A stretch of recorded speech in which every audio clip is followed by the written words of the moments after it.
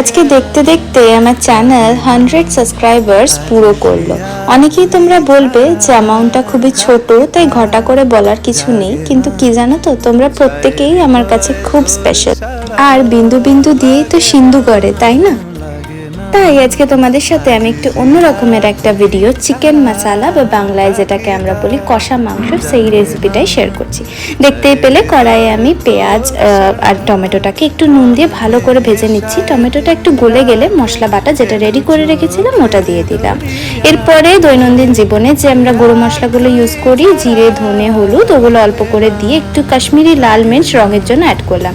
দিলাম কাঁচা আলু। আমি জানি অনেকেই তোমরা ভাজা আলু দাও, কিন্তু কাঁচা আলুটাও খুব একটা খারাপ লাগে না, বেশ ভালোই লাগে।